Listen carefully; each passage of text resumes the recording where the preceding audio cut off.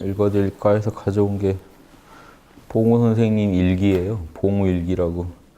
이거보다 훨씬 많습니다. 근데 제가 갖고 있는 원본들도 꽤 되는데 번역 안 된 거예요. 60년대, 50년대부터 막 쓰신 것들이에요. 밤에. 그게 모인 건데 제가 갖고 있는 노트만 해도 여기 그중에 일부만 이런 데 실렸더라고요. 거기에 있는 것도 있고. 그래서 예전에는 그거 이분 글씨도 한자를 막 약해서 쓰셔가지고 저도 읽는데 쉽지 않았는데 이제 좀 오래 보다 보니까 이제 보여서 많이 도움이 됐었는데 그 중에 이제 이미 공개된 것들인데 그 중에 일부라도 좀 읽어드릴까 해서 가지고 왔는데요. 이런 얘기도 있고 이런 별 얘기 다 있는데요. 천부경을 막 풀이해 놓으신 것도 있고 이분도 대단하신 게 어려서 10살 때 단군교 바로 세워졌을 때 그때 가서 입교하시고 나철 선생 만나시고 했다고 하더라고요. 그래서 어려서부터 이제 단군을 그때 원래 대종교에서 단군을 대황조 그래요. 대황조라고 우리 이제 제일 큰 할배, 큰 위대한 둘 다 위대한이죠. 조상 할아버지 이런 뜻인데 이제 지금 우리 역사로 얘기하면 환웅에 해당되죠. 대황조. 그런데 이제 단군 대종교에서는요 단군하고 같은 존재로 봐요. 그러니까 환웅이 하늘에 계시면 환인, 지상에 내려오시면 환웅. 지금은 뭐 서자가 내려왔다고 하는데 그걸 여러 분신을 놔두듯이 놔두는 것처럼 이해해서 하느님이 분신을 지상에 육체를 입고 놔두신 존재를 환웅 이렇게 보고 그 환웅이 임금이 돼주신 환웅을 천왕이라고 하잖아요. 환웅 천왕에서 이 천왕의 의미를 단군으로 봅니다. 그래서 단군 중에 제일 처음 단군을 환웅으로 봐요. 그래서 단군 대황조 이런 표현들을 옛날 어른들이 다 써요. 안창호 선생도 쓰고 다 써요.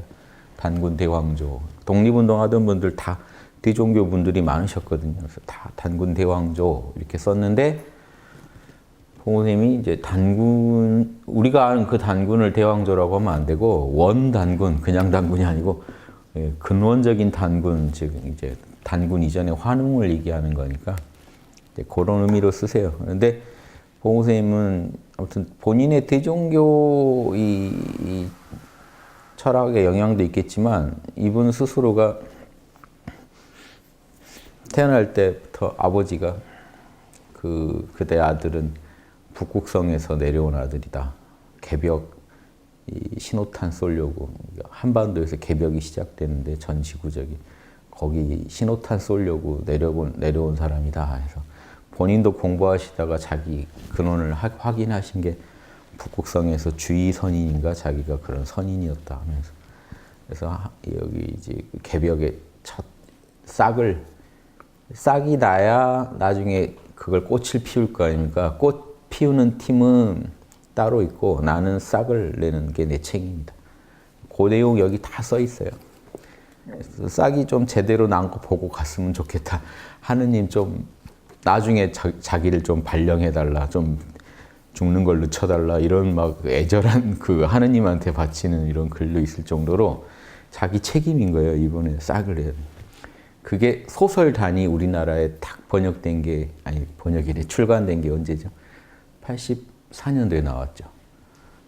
그때 본인이 싹을 뿌리셨다고 생각하신 것 같아요. 그때까지 자기의 모든 경험과 이런 철학을 정리해 오다가 공개를 해야 이 싹이 나지 않습니까? 공개할 자리가 온 게 그 정신세계사가 세워져서 요가난다 책 내고 다음에 우리나라에 그런 도인 없나 찾아간 게 이제 봉우 선생님을 찾아가서 정신세계사가 소설 단으로 일어섰죠. 그 당시에 100만 부를 팔았으니까 그 첫 해에만 한 50만 부 이상 판 거로 알아요. 그 당시엔 우리나라가 책을 많이 보던 때라 지금은 그 수 나오기 힘들 겁니다. 그렇게 책에 몰입해서 그럴 때라 이제 그때 그렇게 팔리셨겠지만 그 책을 통해 우리나라에 싹을 이렇게 뿌렸다고 생각하신 것 같아요. 씨를 뿌려. 거기에 이제 싹이 좀 자라는 걸 보고 가신다고 그렇게 위험하셨던 것 같아요. 근데 그 전에도 뭐 계속 그 씨를 뿌리고 하셨겠지만 제대로 뭔가 탁 파종이 된 게 소설단으로 인해 그 이후 우리나라의 단학인이 기공인이 하는 인구가 예전에 나온 책이에요. 정신세계사에서 단을 내고 몇십 년 뒤에 그걸 재조사해서 그런 책 낸 거 봤을 때 거기 우리나라 기공인구 200만 잡더라고요. 근데 지금은 더 될 겁니다. 그 근원이 들어가 보면 소설단 때 확 커진 게 많아요. 그 전에도 곡선도도 있었고 뭐 있었어요. 그런데 이렇게 전 국민적으로 확 퍼진 건 소설단이 유행하면서 우리 고대사에 대한 어떤 각성도 일어나고 역사 얘기도 나와요. 소설단에는 역사 얘기도 나오고 우리 민족의 자부심, 우리 민족의 사명. 그래서 또 초능력을 얻어서 그걸 해결하라 단학으로. 이런 게 많이 부각되다 보니까 이분이 원래 얘기하고 싶으셨던 게 되게 도덕인데 그런 얘기는 좀 소설이다 보니까 덜 나갔어요. 본인 일기에는 다 도덕 얘기입니다. 무슨 신통 얘기보다는.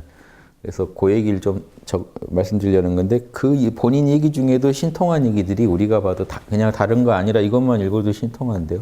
보세요. 우리는 백두산족이다. 이분이 주장하신 겁니다.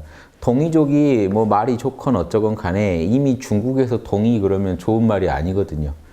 지금 우리가 동이족 하는 거는 조금 우리로서는 손해니까 백두산을 중심으로 한 그 우리 예전 동이족들을 백두산족이로 부르자 이렇게 이분이 주장하셔서 우리는 백두산족이다.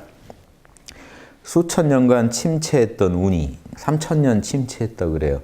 은나라 망한 지 3,000년이고 1974년에 와서 73년, 4년 정도 왔을 때 3,000년이 끝나요. 그게 불교에서는 북방불기 3,000년하고 딱 맞습니다. 73년, 74년 때가 북방불기 3,000년 될 때예요. 거기 이제 설이 한 두 개 있는데 그래서 이제 석가모니도 73년 4년이니까 74년이면 갑인생이고 73년이면 개축생이죠. 석가모니가 지금 개축생으로 보던가 갑인생으로 보는 겁니다. 동양에서. 이게 안 맞죠. 인도랑은 안 맞아요. 우리 동양만 그렇게 보고 있었던 거예요. 3,000년. 근데 그 3,000년 연도가 BC 1027년 정도인데 그때가 은나라 망하는 여러 해에 해당돼요.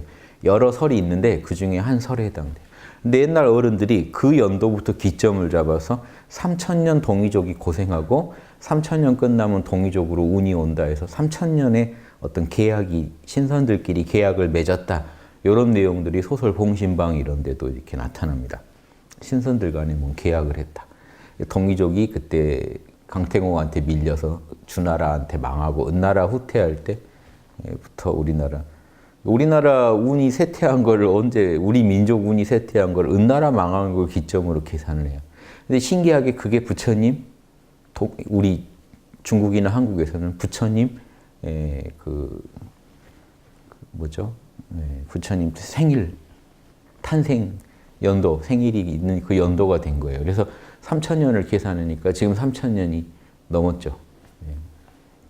3,000년이 지금 한 40년 넘었죠. 그래서 지금 여러 동양의 지금 우리나라에서 나온 종교 단체들 중에 그거 3,000년 가지고 얘기하는 단체들이 많이 있어요. 3,000년 넘었다 하면서. 근데 북방불기를 포기했죠. 인도 거랑 맞춰보니까 너무 안 맞는 거예요. 500년이 더 있는 거예요. 그래서 아무리 봐도 인도 주장이 맞는 것 같으니까 그쪽으로 다 맞춰서 지금 우리나라에서는 그렇게 안 씁니다만 옛날 절에는 북방불기가 써 있어요. 근데 그 3,000년을 말해요. 수천 년 침체했던 운이 한 3,000년 우리가 왜 은나라가 중요하냐면요. 동이족인 고조선 쪽에서요. 중원 진출을 해서 세운 나라가 은나라라고 보는 거예요. 쉽게 말하면 뭐죠? 영국이 아메리카 대륙에 미국 세운 것 같은 거예요. 지금 미국이 더 크죠. 그러니까 은나라가 더 강성해질 정도로 고조선보다 은나라가 중원에서 엄청난 힘을 얻었는데 은나라가 망한 거예요. 그러니까 백인 운이 같다라고 보는 거죠. 마찬가지로 동이족 운이 그때 같다라고 보는 거예요. 은나라 망한 것부터 해서 동의적 운이 이제 중원을 놓쳤다는 것에서부터 기점을 재더라고요. 옛날 어른들이 그렇게 잰 거니까 아무튼 그렇게 보신 것 같아요. 그래서 그 운이 의외에도 수천 년 침체했던 운이 의외에도 우리들이 살아있는 이 기간에 뺏긴 건 3,000년인데 선생님이 계산을 해보면 우리나라가 5,000년은 운을 받게 됐다 이렇게 주장하시더라고요. 그래서 어떤 때는 3,000년 뺏긴 것만큼 3,000년 우리가 앞으로 운을 얻는다라고 주장하신 데도 있고, 근데 본인이 수리 전문가신데 동양의 삼법들이 있는데 그걸 계산하면 한 3,000년 더 된다. 5,000년 정도는 앞으로 백두산족한테 운이 온다. 이 주장을 하셨어요. 그 얘기입니다. 5,000년 중명대운이면 중명이라는 거는 거듭 광명해지는.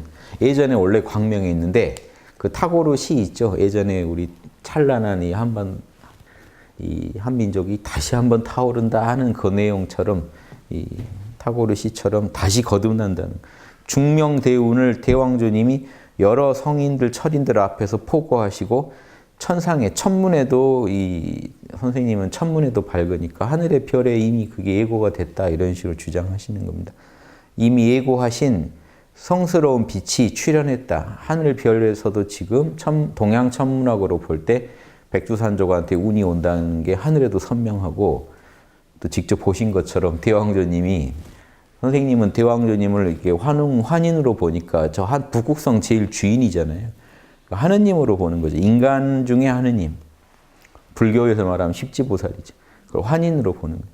대왕조께서 그러니까 그 아래 성인들 모아놓고 앞으로 백두산족한테 5,000년 운이 간다 이렇게 선포하셨다는 거죠. 개벽 온다. 그게 개벽이라고 보는 거죠. 우리 민족은. 세계 타국에서야 뭐라고 하든지 우리는 이때 이 일을 묵과해서는 안 된다. 대왕조님이 교시하신 대로 정신수련을 해서 성통공환을 목표로 다 이니에지의 본성을 통하고 공완, 자기 공덕을 완수해라. 여기서 보살도 하라는 거죠. 공완을 목표로 비상력을 발휘하여 노력해서 성통공완 자리까지 완수하고 각자 자기 본성 통합만큼 자기가 할 수 있는 역할을 다 해낸다면 백두산에 다시 광명해지는 그 운의 역군으로 홍익인간 이념을 완성하여 전 세계 인류의 대평화 일꾼으로 나갈 수 있다. 이제 그렇게 하자 하면서 89년에 짧게 써놓으신 글인데, 요 글이 예전에 제가 요만한 작게 이걸 출력해서요 수첩에 넣어갖고 다녔어요. 요건 지금 약간 번역된 말투 같아요. 원래 더 국한문 이렇게 혼용 말투로 간단하게. 선생님은 일기 쓰실 때 다 국한문 혼용이라 번역을 좀 해야 돼요, 우리가. 그대로 쓰시니까 한문투로. 그래서 아무튼 제가 예전에 한번 많이 마음에 품고 다니던 건데, 이런 개벽이 온다면 여기서 일꾼이 돼서 홍익인간 이념을 내가 완수해서 우리나라도 좋고 세계도 좋은 일 생기면 좋겠다. 선생님 늘 주장이요. 한반도에서 평화의 싹이 난다 이거예요. 그래서 별게 아니고 이제 전쟁 사라지는 평화의 운이 한반도에서 난다. 그게 개벽이다. 그게 뭐냐? 도덕이 뭔지 양심이 뭔지 한반도에서 전 세계를 가르친다. 그래서 자본주의, 공산주의 양대 세력이 충돌해서 사람들을 엄청 죽일 때 한반도에서 평화의 기운이 나서 전 세계를 도덕으로 인도한다. 요런 간단한 그림을 갖고 계시더라고요. 이 글에 보면 다 그래요. 다른 글에도. 그래서 저 강대국들 사람 죽이는 거 우습게 하는 그 강대국들이 힘으로 세계를 제패하려다가 둘이 충돌해서 둘 다 힘이 빠지고 그때 한반도에서 도덕 운동이 일어나서 전 세계를 다시 밝히고 스케일이 크세요. 나아가 본인은 북극성에서 그래서 파견됐다고 생각하시는 분이라 나아가 온 우주에도 긍정적인 평화의 그 영향력을 행사한다. 지구에서 이 시작된 게 온 우주에까지 긍정적인 어떤 작용을 한다. 이렇게 스케일 크게 하시더라고요. 주장하시더라고요. 그래서 그건 또 그분대로 보신 게 있어서 얘기하신 걸 테니까 또 우리 또 가면서 더 지켜봐야 알지 않겠습니까? 그 얘기를 어디 있더라? 제가 좋아하는 글이라 이 글을 제가 20대 때 열심히 보던 책입니다. 이게 지금 파는지 모르겠네요, 이 책을. 98년에 나온 책이니까요. 제가 20대 때 보던 책인데 양심 이런 도심이니 하는 것도 선생님 가르침으로 제가 배웠거든요. 그래서 보면 글 하나 읽어드릴게요. 제목이 도심과 인심이에요. 양심과 욕심. 사람의 선함을 보고 선한 줄 알고 악함을 보고 악한 줄 아는 것은 지혜 있는 사람 아니라도 선악을 아는 것은 누구나 알 수 있고 선이 옳고 악이 옳지 않다는 것도 누구나 아는 일인데 어떤 이유로 세상에서 선을 행하는 사람은 소수고 악행을 하는 사람이 다수가 되는가? 알 수 없는 일이다. 악한 줄 알지 못하고 행하는 것은 용서할 수 있으나 알고서 행한 것은 그 죄가 더 중한 것. 또 역시 누구나 다 아는데 무슨 까닭으로 악한 일인 줄 알면서 악을 행하는가? 이것이 사람으로 가장 의심나는 일이다. 사람 왜 이 모양일까? 이거죠. 그런데 항상 이 선생님은 이 대왕조의 신법이, 대왕조님의 신법은 홍익인간이고 홍익인간을 완수하기 위해서는 우리가 본성을 통해서 성통공환이 있죠. 그래서 실제로 보살도를 완성하라는 거고요. 요 가르침이 중국으로 전해져서 그게 그대로 요순의 가르침이 됐고 요순이 주장한 게 뭐죠? 도심은 미약하고 인심은 위태로우니 항상 양심을 정밀하게 파서 양심을 정밀하게 그러니까 악이 욕심이 양심을 가리지 못하게 양심 이니에지를 정밀히 파라는 겁니다. 양심 분석을 정밀히 해서 한결같이 양심한테 주도권을 주면 중심을 잡을 수 있다. 이게 이제 서경에 나온 순임금의 가르침이죠. 요임금 가르침이 이어진 겁니다. 그래서 이거를 유교의 제일 신법으로 강조하시고요. 이게 옛날 성인들끼리 주고받던 게 제일 핵심이라 자기 양심을 정밀하게 파고 한결같이 거기에 하나로 올인하지 못하면 한결같이 밀고 나가지 못하는 사람들은 이게 선비로 안 봤어요. 그냥 사서상경을 아무리 외워도 자기 양심을 정밀하게 판 사람 아니면 선비 아니다. 이게 선생님 주장이라 항상 이걸 강조합니다. 도심, 인심, 정밀. 그래서 여기서도 성인의 말씀 중에 인심은 위태롭고 도심은 미약하니 오로지 유정유일 정밀하게 파서 정밀하게 양심을 파면 중심을 잡을 수 있다. 도심은 맛이 없으나 이때 제가 어렸을 때 읽은 거예요. 처음에 도심이 뭔지 인심이 뭔지 이걸 보고 저도 공부 시작했습니다. 그래서 늘 도심, 양심 제가 얘기할 때도 요게 떠올랐어요. 뭔 내용이냐면 설명해 주시는 게 도심은 맛이 없으나 공정하고 인심은 맛이 있으나 즉 도심은 자극적이지 않다는 얘기죠. 자극이 없지만 공정하고 인심은 자극이 있는데 사특하고 구부러져 있다. 진리가 왜곡되어 있다. 무미한, 담담무미한, 정말 밥 같은 거죠. 그래서 이 무미한 도심, 자극적이지 않은 도심을 함양하는 가운데, 실천하는 가운데 무위위성, 무위, 함이 없는 중에 선이 이루어진다. 자극적인 인심을, 유미의 인심을 추종하는 중에 인위적인 어떤 욕심이 들어가서 유의로, 욕심으로 뭔가 만들어지는 게 악이다. 그러니까 자연 그대로 하면 선이 나오고 양심만 따르면 무의라고 그랬죠. 근데 욕심을 부리면 인위적인 게 돼서 악이 나온다. 그러니까 노자랑 지금 이 육아의 가르침이 섞인 겁니다. 이분한테서. 선행의 대가는 곧 표현되지 않아도 악행의 대가는 곧장 진미로 화한다. 악행의 대가는 금방 어떤 자극적인 쾌락을 준다는 거예요. 근데 선을 했다고 그 정도 자극적인 쾌락이 오는 건 아닌데 악행의 대가는 항상 아주 자극적인 욕망의 성취가 기다리고 있으니까 그래서 이것이 사람이 자기가 행하는 일이 선이 아니거니 하면서도 선이 아닌 줄 알면서도 즉 학당식으로는 찜찜한 줄 알면서도 그 하고자 함이 추종되어 그걸 따라가서 자기 행위를 용서하고 마는 것이다. 자기가 자기를 그냥 용서한다는 것. 이게 너무 자극적이라 안 할 수가 없었어. 어떻게 거기서 그걸 안 해 하게 된다는 겁니다.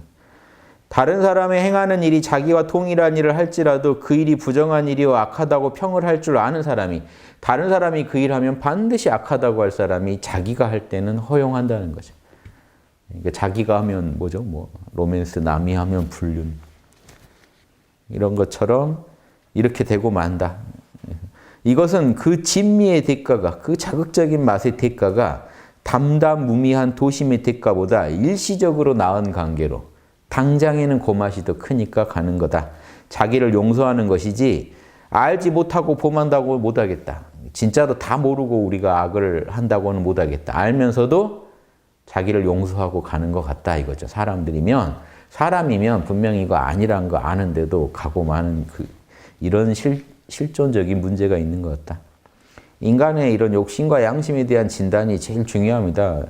뭐냐면 앞으로 인간은 어떻게 살아야 합니까? 그 대안을 내놓을 때는 이 진단이 필수니까 이 말씀을 해주시고, 그러하니 고성의 말씀 중에, 성인들의 말씀 중에 인수무과리요 계지위선이라 하시니, 다른 게 아니고 사람인자 비록 숫자 없을 무자 허물과자, 사람으로서 어찌 허물이 없으리요. 사람은 반드시 그런 허물을, 악을 지을 수 있다. 단 고칠 게자 계지위선, 그걸 고쳐서 선으로 만드는 게 중요하다. 예. 그렇게 자신의 과오를 바로잡으면 바로잡아서 고인의 말씀과 같이 지과 필계, 허물인 줄 알면 반드시 고칠 수만 있다면, 비록 담담무미하나 하는 게 없는 것 같은 중에도 자연스럽게 양심을 따르다 보면 당장 자극적인 맛이 안 와도 부지불각 중에 일가를 이루게 되어 자기의 에고의 습성도 변해서 그 인심도, 이게 되게 중요합니다. 그 인심도 불류구할 것이다. 종심소욕 불류구에서 그 심을 인심으로 보신 거예요, 선생님이. 우리가 그렇게 풀죠. 종심소욕 불류구, 갑자기 어려운 말들을 선생님이 막 쓰시니까. 우리 공자님 70의 경지가 뭐죠? 따를 종자입니다. 종심, 마음을 따르더라도 불, 예, 넘을 유, 예, 법도구. 이게 뭐냐면 욕심대로 행하더라도 이 법도라는 건 천명이죠. 양심의 법도. 법도를 어기는 법이 없다. 그래서 70의 경지, 여기 성인의 경지입니다. 그러니까 그런데 이게요, 욕심을 어떻게 때려잡아서 이러는 게 아니고 양심을 계속 실천하다 보면 습성이 바뀌어서 욕심도 절제하게 되는 거죠, 스스로. 그러니까 지금 보시면 자꾸 양심을 따르다 보면 부지불각 중에 일가를 이루게 되어 자기 에고의 습성이 변해서 인심도, 즉 욕심도 법도를 어긋나지 않게 되어 도심과 자연 접근될 것이다. 양심처럼 욕심도 변하게 될 것이다. 아시겠죠? 저희 학당 공부하시는 분들 한문으로 해놓으니까 말이 옛날 말인데 이제 요즘식으로 풀면 이제 학당 얘기 들으신 분들은 잘 아실 거예요. 그래서 양심은 자극적인 맛이 떨어진다. 욕심은 자극적이다. 욕심의 성취는 곧장 진미로화한다. 하지만 양심을 자꾸 따라다 보면 맛이 없는 중에 선을 이루게 되고 자기 욕심도 이제 양심을 따라가게 되면서 자연스럽게 이 성인의 경지에 가게 된다. 이게 그냥 대안이에요. 옛날 어른들 대안은 이거밖에 없습니다. 그래서 이제 좀 갑자기 이야기가 스케일이 커집니다. 우리 마음 얘기하다가 스케일이 커져요. 이 우주가 고해라는 것은, 우주를 고해다라고 말하는 것은 악이 충만한 용거요. 예, 그러니까 악이 충만해서 그런 거고, 만약 삼라만상 중에 오직 사람의 일거일동이, 사람의 움직임이 선행으로만 돌아온다면, 양심을 지키는 무의의 삶으로 돌아온다면 이 세계는 그대로 극락세계가 되고 태평세계가 될 것이다. 지금 이 우주에서 우리가 욕심을 버리니 이런 게 문제가 아니고 뭐죠? 목표가? 양심을 따르면서 욕심도 양심을 어기지 않게 만드는 것. 이것만 하면 그대로 극락이 된다. 탐진치를 없애서 극락이 오는 게 아니고 탐진치를 욕심으로, 양심으로 다스리게 되면 극락이 온다. 우리가 늘 선을 행할 수 있게 되면 극락이 온다. 이게 대승철학입니다. 그래서 이 대승철학은요, 지금 이렇게 이 세계를 극락 만들 방법을 연구하는 거예요. 예수님이 하늘에서 같이 이 땅에서도 아버지 뜻이 이루어지이다. 그걸 지금 풀어놓으신 거잖아요. 이 땅에서 사람 말고는 문제가 아무도 없어요. 그러니까 사람만 양심을 따르게 되면 여기에서 하늘의 그 뜻이 이루어지는 거죠. 극락이 되는 거죠. 대승불교도 그래서 정토를 중시합니다. 정토를요, 이 땅을 포기하니까 자꾸 아미타 정토를 가자고 하지, 원래 정토 신앙의 핵심은요, 이 땅을 정토로 만들자는 거예요. 극락으로 만들자는 겁니다. 예수님의 목표는 뭐였죠? 요즘 기독교 분들이요, 자꾸 천국 갈 생각만 하세요. 예수님의 목표는 이 땅에 천국을 만드시겠다는 거였어요. 이 땅에 아버지 뜻이, 아버지의 통치가 이루어지면 여기가 천국이 돼요. 지상 천국이 원래 목표였는데 지상 천국을 포기하게 되니까 어떻게 돼요? 나라도 어떻게든 천국에 가야겠다가 돼요. 불교도 똑같습니다. 극락을요, 이 땅에 펼치겠다는 사상이 있고 정토로 올라가겠다는 사상이 있는데 왜 후자 쪽에 더 관심이 가게 될까요? 이 땅을 포기한 거예요. 여기가 언제 정토되냐? 나라도 정토 가겠다. 그래서 대승보살이라면 목표를 원대하게 보고 잡고 이 땅에서 복을 연구해야죠. 그래서 그걸 연구하시는 분들이 동서양에 종교 불문하고 이 연구를 하는 거예요. 양심, 욕심을 어떻게 경영할 건가. 예수님도 항상 나는 성령의 뜻대로 말하고 행동했을 뿐이다. 아버지 뜻대로 말하고 행동했을 뿐이다. 그러니까 말도 하고 행동도 하고 욕심도 부리고 다 하신 거예요. 다만 아버지 뜻에 맞게 했을 뿐이다. 내 뜻이 따로 있어요. 그래도 내 뜻대로 말고 아버지 뜻대로 하세요. 이게 예수님이 예수님 된 이유입니다. 성인이 된 이유입니다. 공자님 다 그렇게 사셨어요. 4대 성인들 다 그렇게 사신 분들이고. 그래서 그분들로 인해서 이 고해라고 이 우주를 오판하지 말라는 거예요. 선생님은 우주가 고해다 하는 거는 욕심이 탐진치가 충만해서 그런 거지, 양심이 탐진치를 다스릴 수만 있다면 극락으로 변한다는 거예요. 이 우주를 버리고 열반에 들고 할 게 아니고. 어찌 고해라는 대명사가 나오리요. 영원히 이 우주는 고해다가 아니에요. 소승철학은요, 이 우주는 원래 영원히 고해라는 거예요. 그러니까 여기서 희망을 품을 필요가 없고 어쩌자는 거죠? 빨리 벗어나자는. 어차피 현상계는 고해니까 벗어나자는 거예요. 그게 아니에요. 어차피 현상계는 욕심이 존재하니까 현상계를 떠나자는 거예요. 욕심이 있으면 반드시 괴로우니까.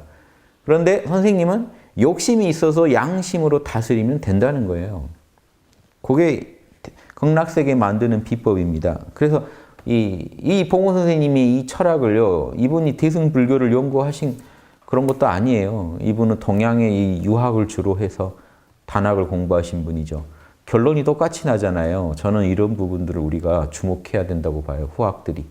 아, 영성이라는 거는 똑같구나. 어떻게 파고 들어가도 같은 결론이 나오는구나. 저는 그렇게 연구했습니다. 어찌 고해라는 대명사가 나오리여서 선생님은 이 우주가 고해로다 하는 말을 아주 싫어하셨어요. 고해가 아니다는 거예요. 실상을 알면 고해가 아니다. 이게 대승불교 철학 아닙니까? 이 우주가 본래 비로자나불의 작용이지 어떻게 고해냐 이거예요. 초기 불교에서는 고해로 단정하고 빨리 떠나자고 하는데 대승에서는 현상계는 비로자나불의 바다에서 일어나는 파도일 뿐이다. 현상계를 어떻게 버리느냐. 오온이 본래 공성이라 청정한데 어떻게 오온 현상계를 버리느냐. 이런 내용이 같은 내용입니다. 우리가 육바라밀만 하면 된다. 우리가 양심만 따르면 현상계는 극락으로 변한다. 이 주장이시고요. 그래서 국여국 간에 나라 간에 각자 자기 나라를 편안하게 하고 조교족 간에 민족 간에 각자 자기 민족을 편안하게 하고 사람 개인 간에 각자 자기 생업에 만족하여 욕심을 내지 않으면 극락과 고해의 차이라는 것은 그렇게 하면 된다. 극락과 고해의 차이는 안분이냐 욕구냐의 차이에서 생긴다. 즉 여기서 욕구라는 거는 어떤 그 소소한 욕심이 아니라 욕심을 끝까지 욕심만 밀고 나갈 거냐, 안분, 양심으로 자기 욕심을 편안하게 진정을 시킬 거냐. 안분이라는 건 분수에 만족하는 거죠. 그러니까 양심 있는 사람은요, 요건 내가 가지면 안 된다가 나와요. 안분지족이 별게 아니고 요거를 제가 갖고 싶어요. 양심에서 찜찜이라고 해요. 안 가져요, 그러면. 이게 안분이에요. 근데 분수의 편안한 마음을 못 내는 사람, 분수에 만족을 못 하는 사람은 이거 내 게 아닌데도 가지려고 한다고요. 내 분수 이상을 가지려고. 나는 10억짜리 분수 이런 게 있는 게 아니고, 여러분 뭘 보면 아냐면, 양심에 찜찜하다고 하면요, 그걸로 돈을 땡기면 그건 내 분수 바뀐 거예요. 양심을 어기면서 여러분이 뭔가를 취하시는 거예요. 여러분 분수 바뀐 거예요. 그러니까 안분이냐 분수에 만족하느냐, 즉 욕심을 적절하게 양심 어기지 않는 선에서 쓰면 만족인 거고요. 양심 무시하고 욕심이 일방적으로 밀고 나가면 이제 욕구 불만에 빠지겠죠. 고해가 시작되겠죠. 그래서 안분이냐 욕구냐 그 두 차이가 크다. 그래서 개인 간에 나라 간에 민족 간에 서로 너무 욕심내지 말고 각자 자기 양심에 만족해서 분수를 지키면, 선을 지키면 전 세계에 평화가 온다. 이 얘기를 하신 겁니다. 이게 옛날 삼균주의, 조소왕의 삼균주의도 이런 주장이죠. 그래서 그 주장들이 항상 이 선생님 말씀이 그 쓰는 용어가 그래요. 사람 간에, 사람과 사람 간에, 개인 간에, 예. 민족과 민족 간에. 그럼 더블여자를 써서요. 더블여자 써서 조교족, 인여인. 그럼 또 뭐 있죠? 예. 국여국, 국여국. 그러면 나라와 나라 간에, 민족과 민족 간에, 사람과 사람 간에 서로 균등해지자가 삼균주의입니다. 항상 셋으로 얘기하는 거예요. 그래서 이 민족 간에 서로 존중해서 역지사지해서 서로 배려하자. 나라 간에 역지사지해서 서로 배려하면 전쟁 안 난다. 개인 간에 서로 역지사지해서 배려하면, 양심을 행해주면 개인 간에도 공존할 수 있다. 그래서 인간이 덩어리가 크건 작건 인간들이 모인 집단은요, 결국 마음과 마음이 만나는 거죠. 그 서로 마음 배려하는 게 제일 답이다. 요 주장을 하시는 거예요. 내 욕심만 부리지 말고 상대방 입장 배려해서 양심으로 절제하라. 이 다음 세계가 태평세계가 된다는 것은, 다음 세계가 태평세계가 된다는 것은 세계 인류가 모두 현재의 물질 문명, 즉 무한한 욕구를 서로 맞지 않는 관계로 고해에서 헤어나오지 못하고 있는 것이니 서로가 자각하고 각자 자기 나라를 편안하게 할 방안을 수립해서 지상 천국을 수립하자는 것이다. 각자 자기 나라 챙기자는, 각자 다른 나라 먹을 생각 말고 자기 나라에서 분수에 만족하면서 자기 나라부터 안정시켜 보라는 겁니다. 그러면 지상 천국이 이 땅에 들어선다. 이것이 극락세계라는 말씀이요. 이 이상이 실현된다면 사람은 선이 있을 뿐이요 악은 없을 것이니, 이제 인류가 살아가는 동안 이제 악을 덜하게 되고 선을 하게 되면 악은 점점 없어질 거고 선은 점점 커지겠죠.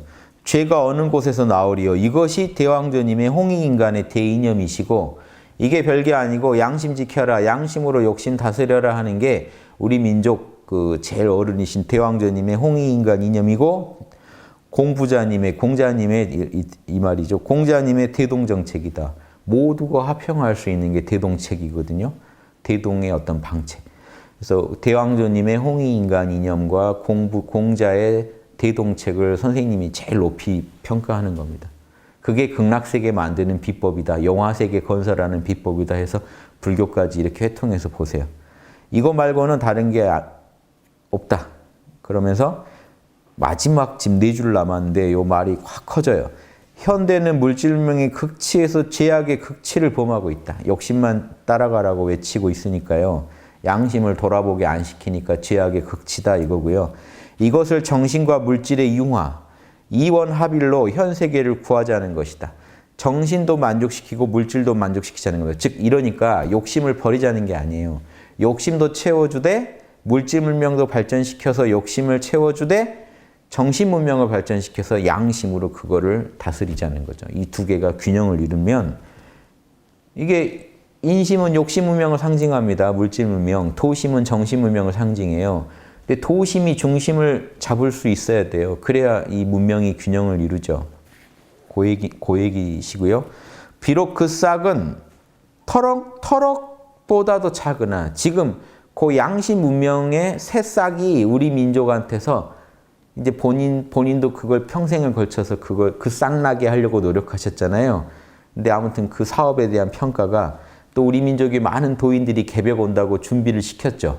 그런데 그걸 총체적으로 본인의 노력이나 이 선현들의 노력을 해서 현재 터럭보다 작다고 본 겁니다. 그 싹이 아직 지구상에서만 해도 터럭보다 작지만, 오래지 않아 그 대광화가, 그 거대한 빛이 화려하게 뿜어내서 온 우주를 덮으리라. 온 우주를 다 광명하게 만들 그 싹이 지금 났다 이거죠. 싹이 났다. 이게 63년도에 쓰신 거예요. 그래서 평생에 걸쳐 싹을 이렇게 뭔가 싹이 자라게 하려고 노력하신 건데 그 싹이 소설단 84년도 소설단이 나오면서 그게 이제 싹이 좀 이렇게 퍼졌달까요?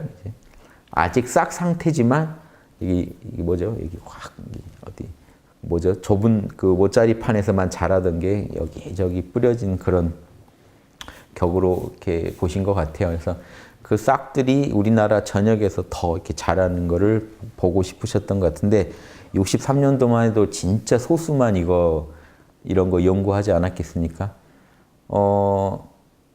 동학 천도교죠. 천도교, 증산도, 증산교, 원불교 이런 데들이 개벽을 준비해 왔는데 그 성과라는 게요. 현재 보면 알아요. 지금 양심, 욕심을 선명히 구분하고 어떻게 양심 개발할지 그 답을 선명히 내서 자기도 그걸 실험을 해서 그렇게 살고 남들한테도 그렇게 가르쳐 줄 수 있는 양심이 어떤 원리고 욕심이 어떤 원리니까 양심만 따르면 개인 간에 민족 간에 국가 간에 모든 문제를 풀 수 있다. 이 얘기를 본인의 삶으로 모범을 보이면서 말할 수 있는 보살들이 각 종교에서 얼마나 나왔나 보시면 이게 지금 터럭보다 작다고 할 만도 하죠. 전 인류가 지금 몇십억인데 그중에 몇 명이나 그걸 하고 있을까요? 이게 터럭보다 작다고 말할 만하죠. 근데 또 온 우주까지 계산하면 또 얼마나 작을까요? 하지만 그 작은 빛이 점점 커져서 지구를 50% 이상 밝히다 보면 점점 어둠이 사라져 가겠죠. 그러다가 나아가서 온 우주까지 다 빛을 밝힐 것이다. 이런 원을 가지고 사는 게 보살입니다. 실제 우주를 다 밝히느냐 그건 중요한 게 아니고 지구만 밝혀도 어딥니까? 뭐 우주까지 얘기할 필요가 없는데 양심이라는 게요. 이 좋은 걸 온 우주랑 나누고 싶은 게 당연한 마음이니까 말씀이 이렇게까지 나간다고 보시면 되겠어요. 진짜로 그렇게 되면 좋겠지만 내 마음 하나 밝히기도 어려운 일이죠. 그렇지만 사람이라는 건요. 양심이라는 거는 내 마음 하나 밝히는 문제로 끝나지 않는다는 걸 내 양심은 알고 있어요. 내 거 밝히고 남의 거 밝히게 도와서 온 우주 거 다 밝히는 게 양심의 자연스러운 그 원입니다. 이거를 불교에서 본원 그러죠. 본래의 서원이에요. 양심은 오로지 그걸 원해요. 온 우주를 다 밝히는 거. 이분이 보살이시라 이렇게 원하시는 겁니다. 그래서 지금 우리는 이게 재밌죠? 대학의 건학 이념은 뭘까요? 얘기만 하고 끝낼게요. 불교나 지금 같아요. 근데 지금 불교는요, 헤매고 계시더라고요. 유교의 제일 그 중요한 그 글이 짧지만 중요한 글이 대학인데 거기서 이렇게 얘기합니다. 명덕. 군자가 되는 비결이요. 명덕이 양심입니다. 너 안에 있는 광명한 그 마음을 다시 밝혀내라. 그러니까 거듭중사 써서 중명이 돼요, 이게. 예전 어른들이 중명 그러면 원래 밝았던 거를 거듭 밝히는 거예요. 원래 밝았는데 다시 밝혀내는 거예요. 이게 원래 밝은 그 빛이 어두워진 건 아닌데 주변이 캄캄해지니까 빛이 드러나지 못하잖아요. 덮여 있으니까. 덮인 덮개를 벗겨내면 어떻게 돼요? 다시 밝아지는 거예요. 원래 밝았지만 다시 밝아지는 맛이 나죠. 거듭 밝혀내라는 거예요. 원래 밝은 덕을. 자, 그 다음에요. 예, 새롭게 하라. 백성이 새로워지는 거를 잘 도와줘라. 백성들의 양심도 날마다 백성들 마음속에서의 양심이 샘솟아요. 그러니까 나라에서 정치 조금만 잘못하면 백성들이 난리 나죠. 양심이 끓어오른단 말이에요. 계속 샘솟고 있거든요. 백성들 안에서 양심이. 그 날마다 새롭게 자라는 양심 잘 도와줘라. 이게 신민이고요. 그래서 어떻게 하자는 거죠? 어디 가서 멈추자는 거죠? 서로가 양심을 완벽하게 구현하는. 백성도 국민들도 완벽히 구현하고 리더도 보살도 군자도 자기 양심 완벽히 구현하는 그 지경 갈 때까지 절대 멈추지 마라. 그러니까 보세요. 이게 모든 성인들 보살들의 마음입니다. 우주에 한 명이라도 지금 누군가 죄를 짓고 있다면 여러분 양심이 다 밝아진 건가요? 아니죠. 그 도와야 양심이 밝아진 거예요. 그러니까 내적으로는요, 내 양심으로 완벽히 밝힌다는 건요, 당연히 온 우주가 다 양심 지키게 될 때 내 양심이 만족해요. 그 전에 찜찜하시겠죠? 그러니까 내 양심 다 밝히지 않아 사실은 뒤에 게 다 들어있어요. 그거를 남의 입장에서 얘기하면 남들도 다 양심 지키게 된다는 거고, 이거를 통합해서 얘기하면 모두가 양심 다 잘 지키게 되는 게 군자의 원입니다. 이게 군자의 원이에요. 대학의 건학 이념이고. 그럼 지금 한국 불교의 이념이 뭘까요? 자각. 이렇게 돼 있습니다. 지금 우리나라 불교에. 조계종이 이렇게 추구하고 있는 걸로 알아요? 자각, 각타,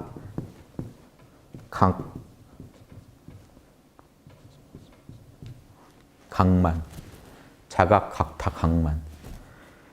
스스로 깨닫고 남을 깨닫게 해준 다음에 깨달음이 온 천지에 꽉 차게 만들자. 보살의 당연한 서원이죠. 근데 지금 이것도요, 대승불교의 원이라고, 우리 부처님으로 돌아가기 위해서는 이거 고쳐야 된다고 불교 내에서 또 비판의 소리가 나오고.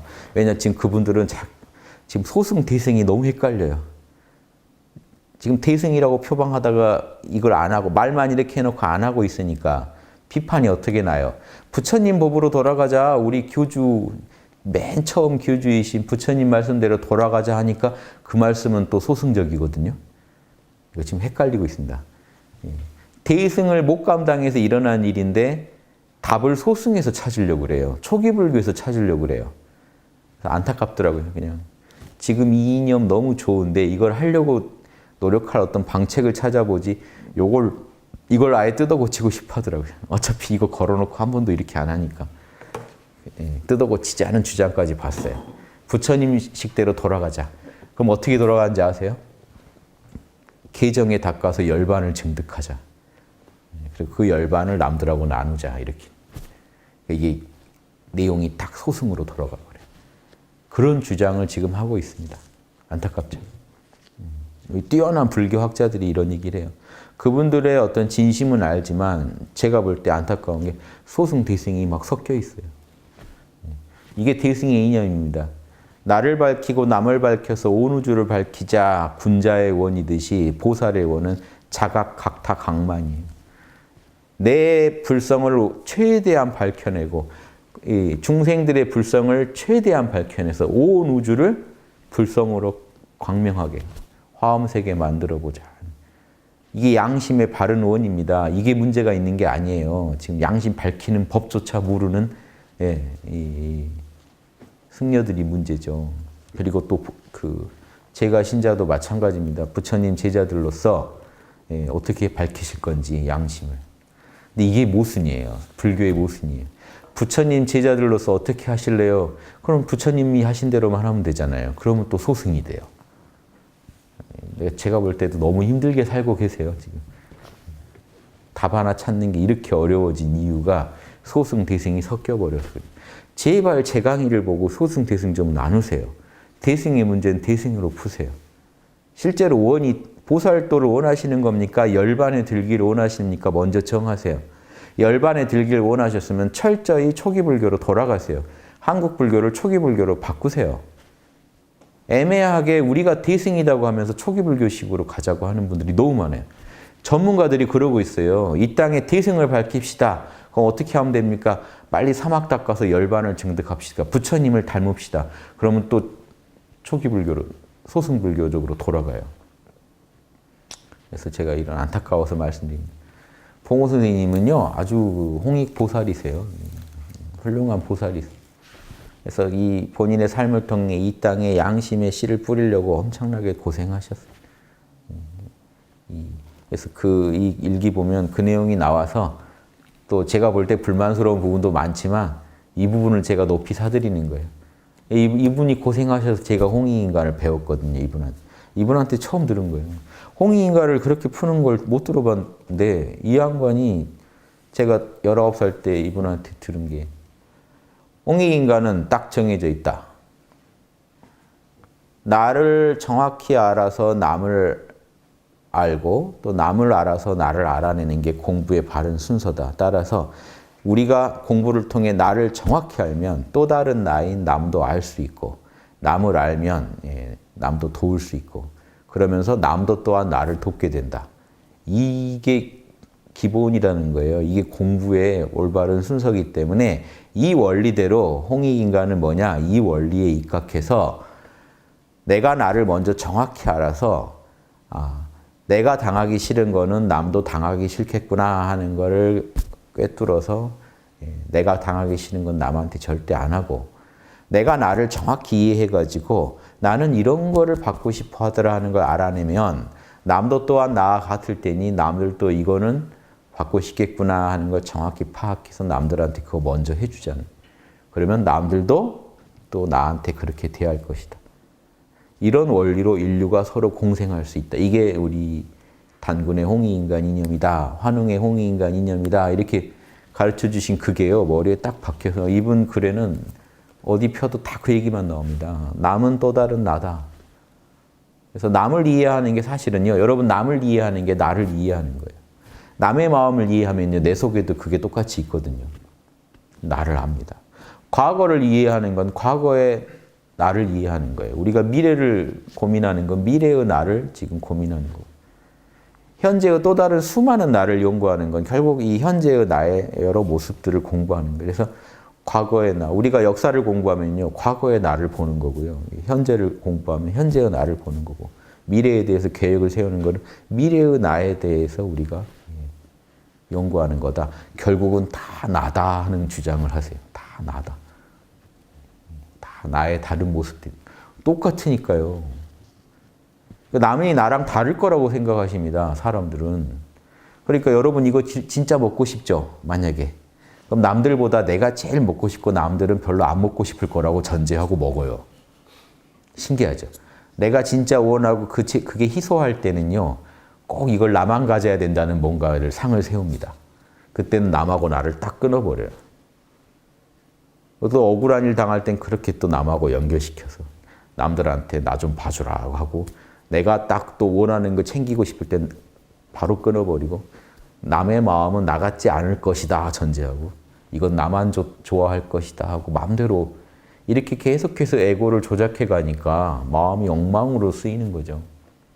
항상 남이 나랑 같다고 생각하시면 어떻게 남한테 죄를 짓고 어떻게 국가 간에 전쟁을 할 수 있을까요? 전쟁을 하면 상대방 수많은 사람들이 죽어나가야 되는데 내 국민이 그렇게 죽어나간다고 생각하고 나의 부모님이 그렇게 죽어나가고 내 형제들이 죽어나온다고 생각하면 상상도 하기 싫은 일일 텐데 남의 나라니까 하고 죽인단 말이에요.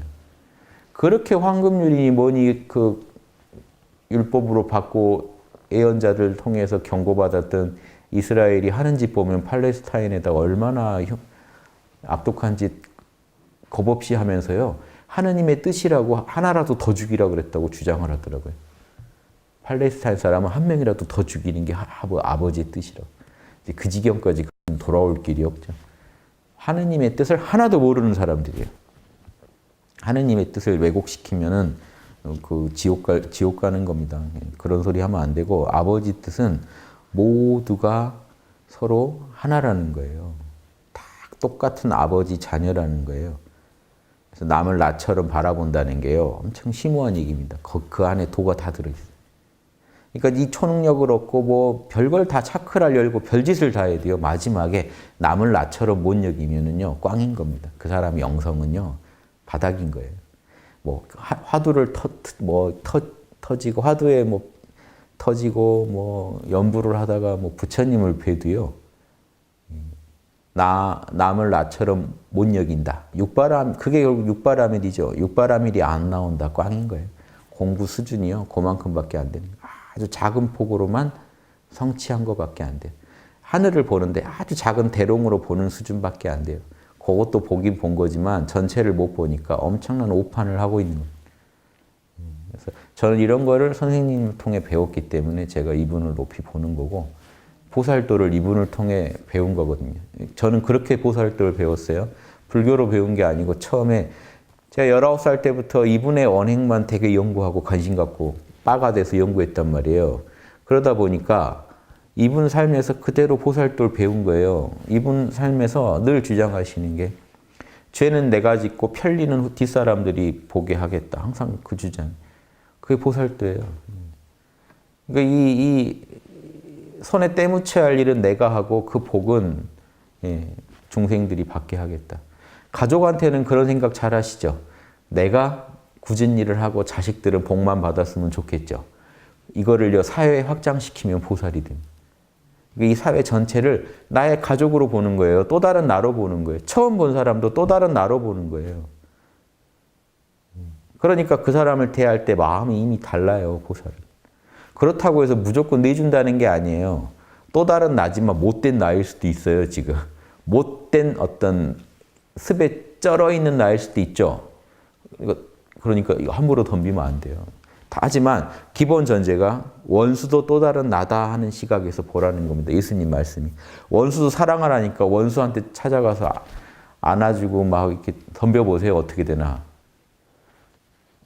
안타까운 사연 페북에서 봤는데 사람이 착하다는 걸 입증하겠다고 행위예술가가 30대 초반이시던데 히치하이커만 해서 웨딩드레스를 입고 뭔가 너무 예술적으로 접근하신 것 같아요. 너무 사람을 좋게 보시고 유럽에선 잘 통했어요. 다 그렇게 잘 태워주고 터키 가서 바로 강간당하고 살해당했어요. 그러니까 그렇다고 해서요. 또 다른 나가 아닌 게 아니에요. 못된 나일 수도 있잖아요. 그러니까 이해해야 돼요. 못된 나라면 어떻게 움직일까도 고민하시면서 이렇게 우리가 도덕을 밝혀가야 됩니다. 그게 어려운 거예요. 또 다른 나로 본다는 게 모든 또 다른 나니까 하고 다 배려해주고 맞춰주라는 게 아니고 그거는 부정할 수 없는 진실이니까 받아들이세요. 저 사람 마음이나 내 마음이나 똑같습니다. 그 마음을 나는 반드시 내가 원하는 거 가져야 되고 저 사람은 좀 참아야 되고 이런 발상부터가 잘못됐다는 것을 이해하시면서 연구하시다면 여러분도 다 군자와 보살이 되는 거예요. 그런 양심의 소리 연구하는 전문가들일 뿐이에요. 그분들. 별게 아니고 무슨 신통력으로 하는 게 아니고 뭐 어떻게 보면 신통은 신통이지만 양심의 그 힘을 가지고 그걸 이런 일을 이뤄내니까 신통은 신통이지만 우리가 아는 그런 말단적인 신통이 아니라고요. 오로지 묵묵히 양심의 소리를 따라가면서 양심과 함께 길을 걷다가 일어나는 어떤 그런 신통이니까 그런 고급 신통의 대가가 되시길 바랍니다. 예, 마치겠습니다.